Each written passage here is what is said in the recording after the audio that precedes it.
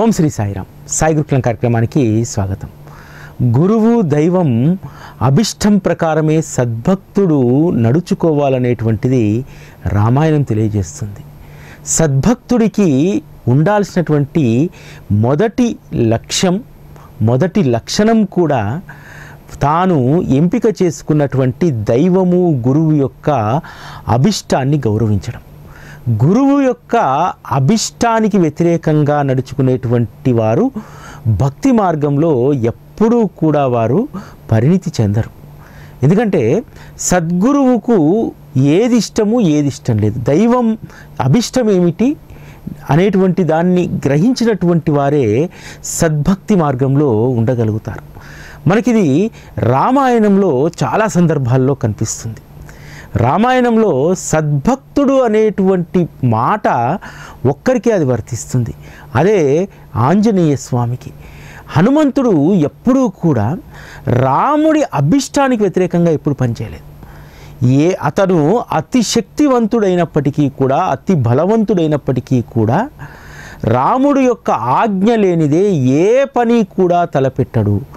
నాకు శక్తియుక్తులు ఉన్నాయి కదా, రాముడి అంగీకారం తర్వాత తీసుకుందానులే అని చెప్పి ఏ పని కూడా రాముడి యొక్క అంగీకారం లేకుండా చేయలేదు. ఈరోజు భక్తి మార్గంలో ఉన్నటువంటి మనందరము కూడా సద్గురువు పట్ల భక్తిని మనం ప్రకటిస్తాం, కానీ బాబా అభిష్టం ఉందా లేదా మనం చేసేటువంటి పనుల్లో అనేటువంటి దాన్ని మనం గ్రహించం, నిర్ణయాలు తీసేసుకుంటూనే ఉంటాం. కానీ ఆంజనేయ స్వామి ఒక్కసారి కూడా రాముడి చెంతకు చేరిన తర్వాత తన సొంత నిర్ణయాన్ని తీసుకోలేదు. రామసేతు నిర్మాణ సమయంలో ఆంజనేయ స్వామి అనేక పర్వతాలను, గుట్టలను పెకిలించుకొని వచ్చి సేతు నిర్మాణానికి కావలసినటువంటి రాళ్ళనన్నింటినీ కూడా సమకూరుస్తారు.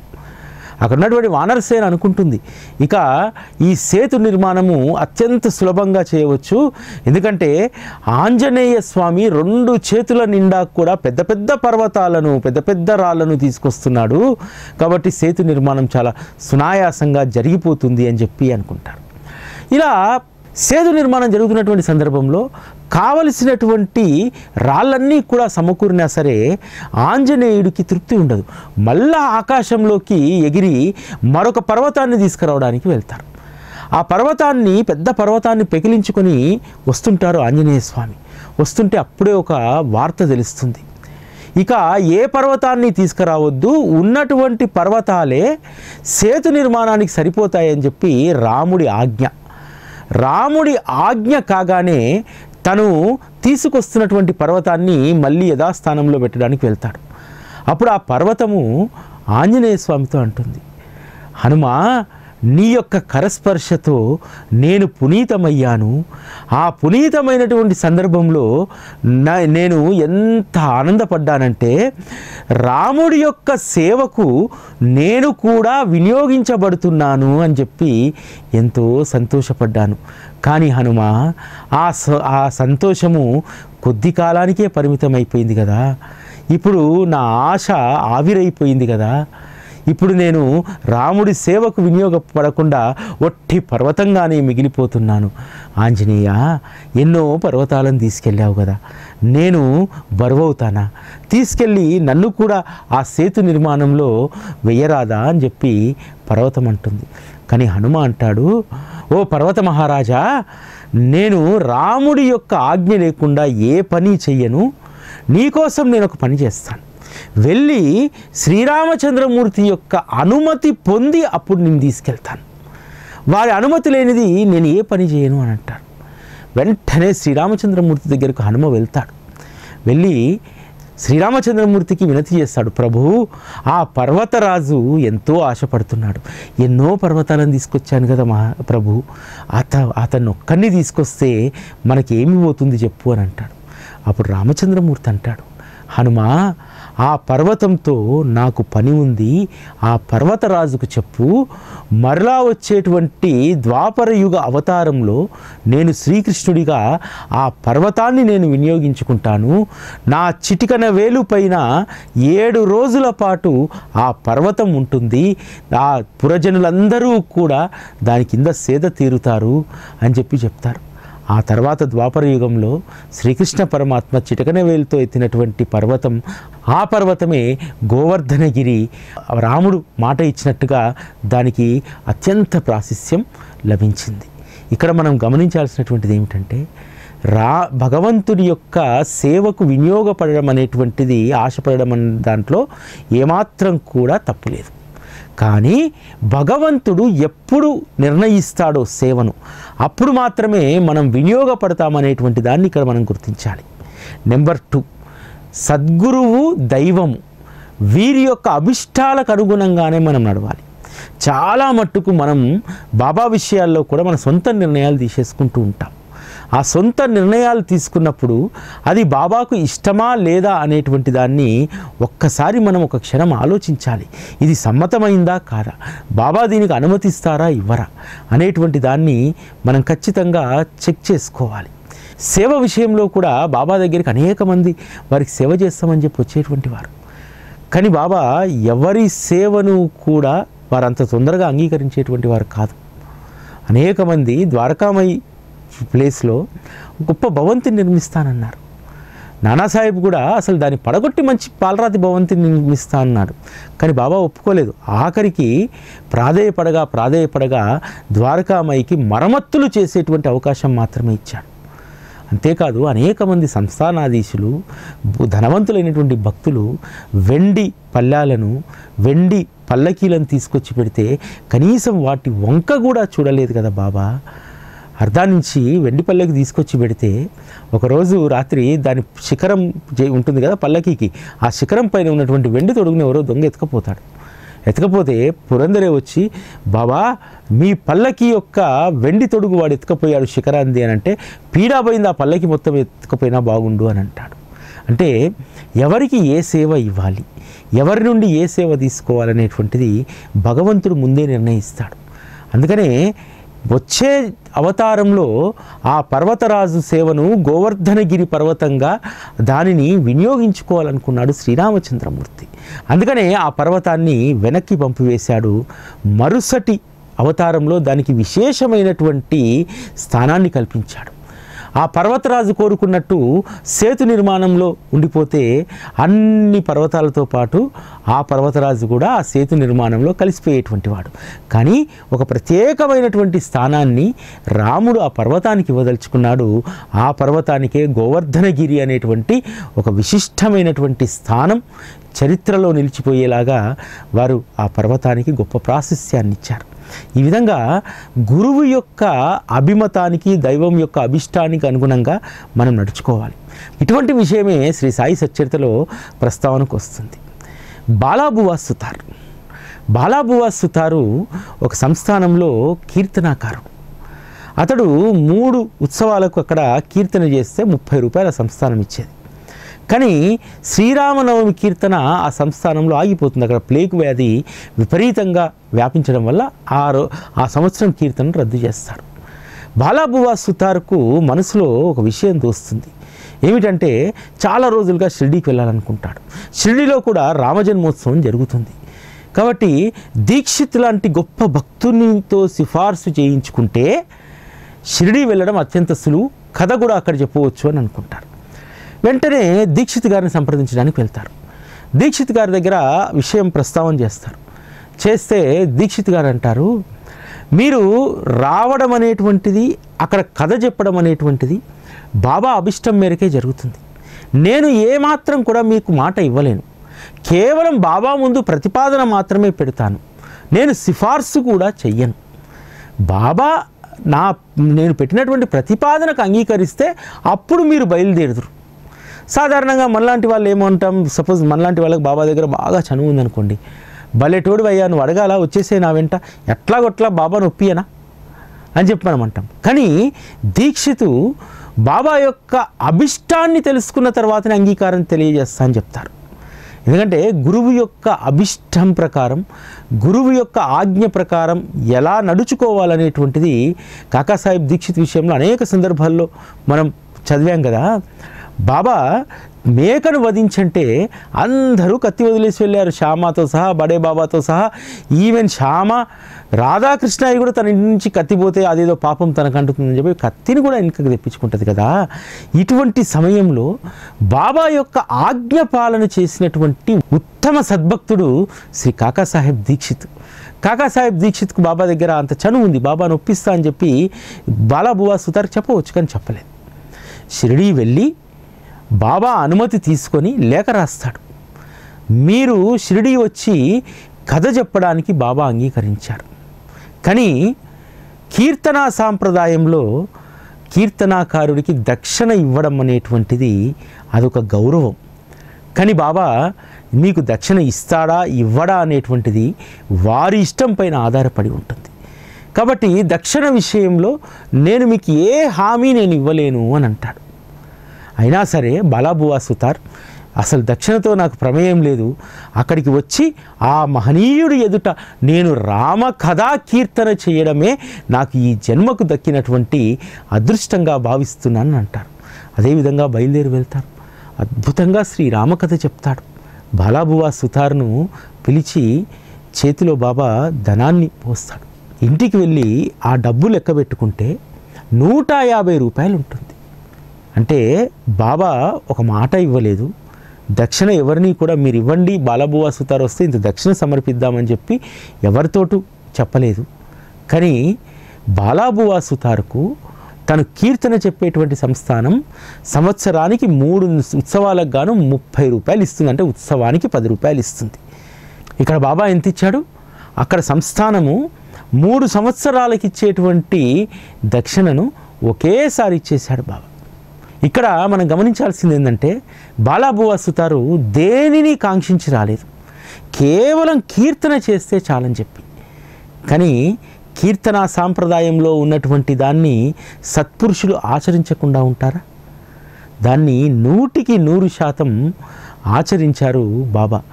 బాలాబువా సుతార్ షిరిడీకి వస్తే ఎంత గౌరవంగా చూశారంటే తాత్యాకు అప్పగిచ్చాడు బాధ్యత, వీరికి ఏ లోటు రాకుండా చూడమని చెప్పి.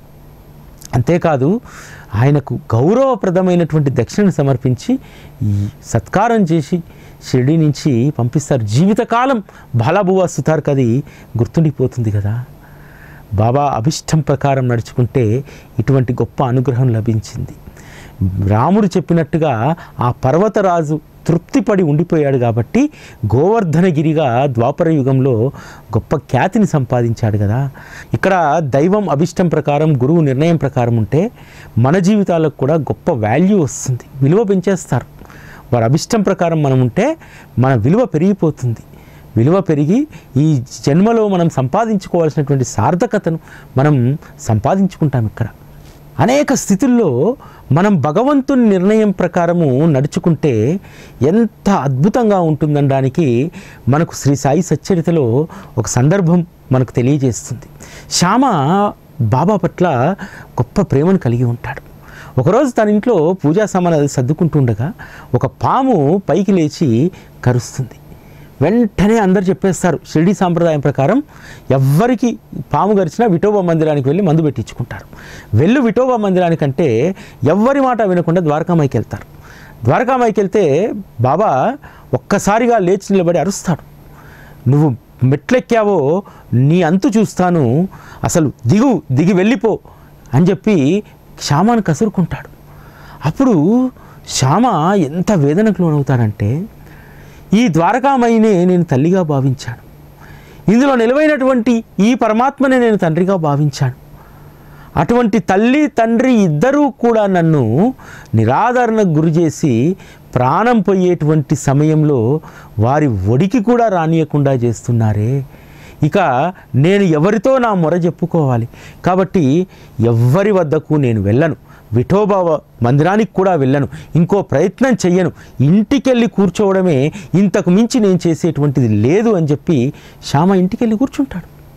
ఎందుకంటే తండ్రి లాంటి అక్కడ ఉన్నటువంటి సద్గురు దైవమే రక్షించినప్పుడు, సద్గురు దైవమే నన్ను అక్కడి నుంచి తరిమేసినప్పుడు నేను ఇంకెక్కడికి పారిపోవాలి, ఎక్కడికి వెళ్తే నా సమస్య, నా ప్రాణం నిలబడుతుంది అని చెప్పి ఇంటికి వెళ్ళి కూర్చున్నాడు.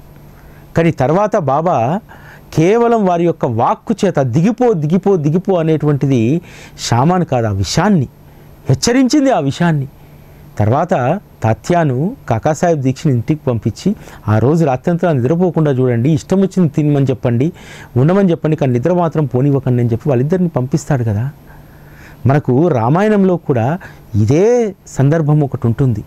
అది ఒక చిన్న అల్పమైనటువంటి ప్రాణికి సంబంధించినటువంటిది. సీత అపహరణ జరిగిన తర్వాత రామలక్ష్మణులు ఇద్దరూ కూడా అరణ్యంలో సంచరిస్తూ ఉంటారు.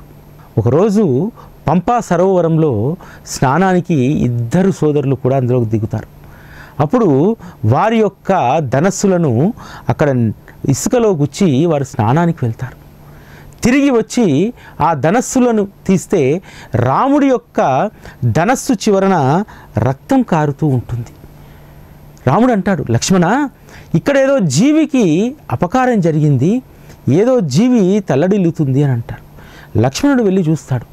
అన్నా, ఇక్కడ నువ్వు విల్లును కూర్చడం వల్ల ఇక్కడ గాయమైంది ఆ కప్పకు అని అంటాడు. రాముడు వెళ్ళి ఆ కప్పను ఎంతో ప్రేమతో అభిమానంగా చూస్తాడు. చూసి ఆశ్చర్యంతో అడుగుతాడు, పాము నోట పడితే బెకబెకా బెకబెకామని అరుస్తావే, నేను విల్లును ఇసుకలో దింపుతున్నప్పుడు నువ్వు అక్కడ ఉంటే ఎందుకు అరవలేదు అని అంటారు.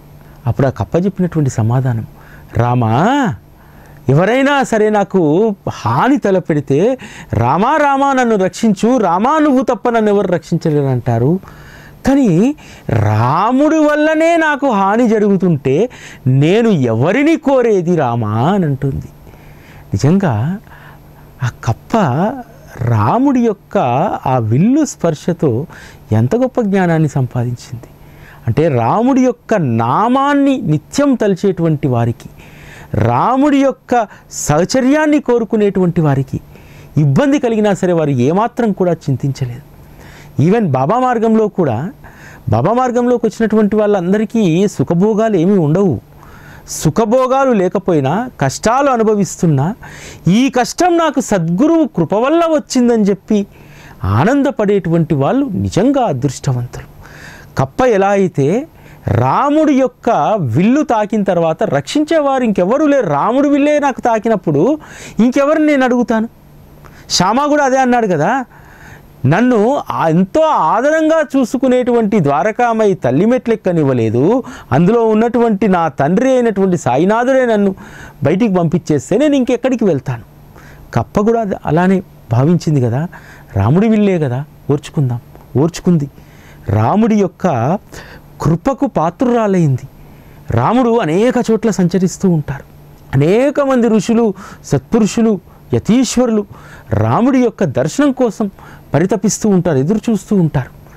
కానీ రాముడు అక్కడ కప్ప యొక్క రక్తాన్ని చూసి ఎంతో ప్రేమతో మరలా తిరిగి వెనక్కి వెళ్ళి ఆ కప్పను పలకరించి వస్తాడు కదా, దాని జన్మ ధన్యమైపోయింది కదా.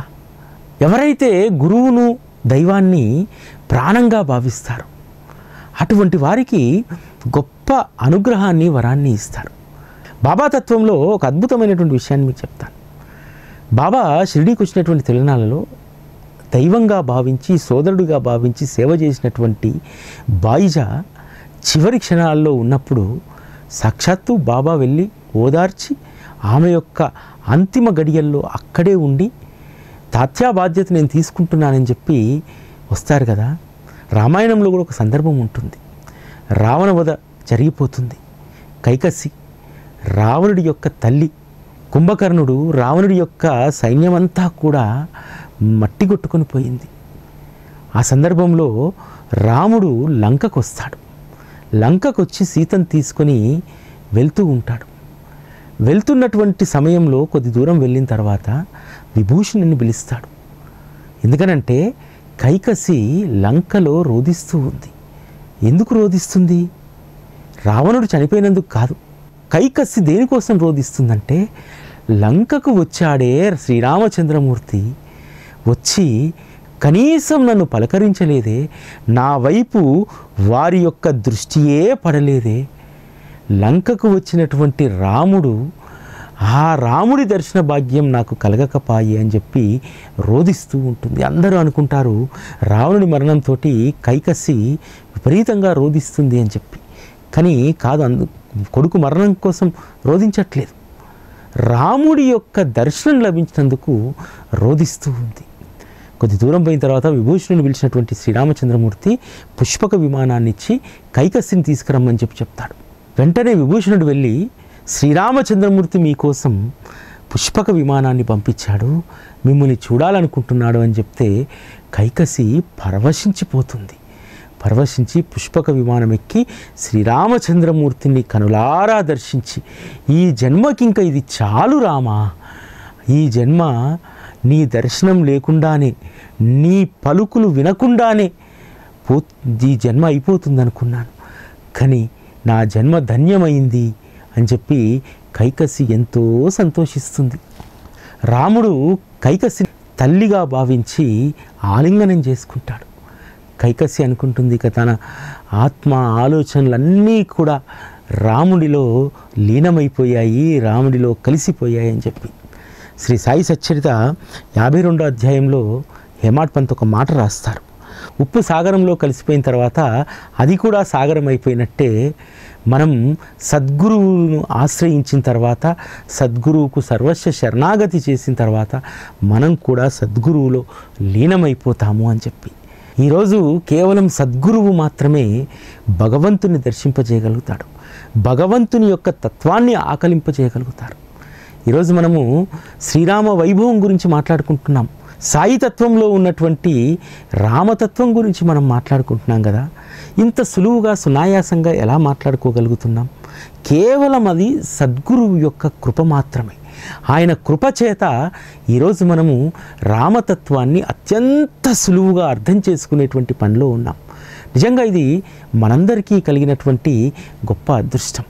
రామాయణం వినాలంటే ఎంతో సమయం వెచ్చించాలి, రామాయణాన్ని అర్థం చేసుకోవాలంటే ఎంతో విజ్ఞత ఉండాలి. కానీ సద్గురువు అత్యంత సులువుగా తనను చేరినటువంటి భక్తులకు రామాయణ మహాభారతాలను ఆకలింపు చేయించారు. ఎందుకంటే బాబా ఒక మిషన్ పెట్టుకున్నారు. ఏంటంటే ప్రతిరోజు కూడా తన దర్శనానికి వచ్చినటువంటి వారు, షిరిడిలో ఉన్నటువంటి భావిక భక్తులందరూ కూడా అద్భుతమైనటువంటి భావార్థ రామాయణాన్ని, ఏకనాథ భాగవతాన్ని నిత్యము శ్రవణం చేయాలని చెప్పి ఆ స్కూల్ బాబా షిరిడిలో ప్రారంభించారు. ఆ ప్రారంభించినటువంటి ఆ స్కూల్ను నడపడానికి కావలసినటువంటి వ్యక్తులను కూడా, జ్ఞానేశ్వరునేమో జోగుతో పారాయణ చేయించేవారు, ఏకనాథ భాగవతాన్ని, భావార్థ రామాయణాన్ని నిత్య నియమంగా కాకాసాహెబ్ దీక్షిత్తో పారాయణ చేయించేవారు. అనేక మంది వెళ్ళి దాన్ని శ్రవణం చేసేటువంటి వారు. ఆ సద్గ్రంథ శ్రవణం అనేటువంటిది జీవి తన యొక్క ఉనికిని, తన యొక్క స్వభావాన్నే కోల్పోతాడు, ఉత్తమ గుణాలను అలవర్చుకుంటారనడానికి హేమాడ్ పంత్కు జరిగినటువంటి అనుభవమే కదా. ఒకరోజు దీక్షిత్వాడాలో కథాశ్రవణం జరుగుతూ ఉంటే తేలు భుజంపైకి ఎక్కి ఉంటుంది హేమాడ్ పంత్కు. హేమాడ్ పంత్ దాన్ని చూస్తాడు. ఎందుకంటే క్రూరమైనటువంటి తేలు శరీరంపైకి ఎక్కిన తర్వాత కుట్టకుండా అసలు అది ఉండదు. కానీ అది తల పైకెత్తి దీక్షిత్ వైపు చూస్తూ అది ఏకనాథ భాగవతాన్ని వింటుంది. ఆ తర్వాత మెల్లిగా దాన్ని తీసుకెళ్ళి పక్కన దులిపేస్తాడు. దీని అర్థమేమిటి? క్రూరమైనటువంటి జంతువే తన యొక్క స్వభావాన్ని మరిచి భగవంతుని యొక్క కథలో లీనమైపోయింది. ఇక మనకది అసాధ్యమా? మానవులుగా మనకు అంతో కొంత విజ్ఞత ఉంది కదా, అంత క్రూరత్వం మనకు లేదు కదా. ఉన్నటువంటి క్రూరత్వమైనా ఏదైనా సరే అది మనం అలవర్చుకుందే కదా. మనం అలవర్చుకున్నటువంటి దాన్ని మనం ఈజీగా మన నుండి దూరం చేసుకోగలుగుతాం కదా. అందుకు కేవలం భగవన్నామ స్మరణ, భగవత్ కథా శ్రవణం ఇవి మాత్రమే జీవుణ్ణి తరింపజేస్తుందని చెప్పి రామాయణము చెప్తుంది, సాయితత్వము చెప్తుంది. ఇది ఈరోజు సాయి గురుకులం. మళ్ళీ రేపటి కార్యక్రమంలో కలుసుకుందాం. అప్పటి వరకు సెలవు. నమస్కారం.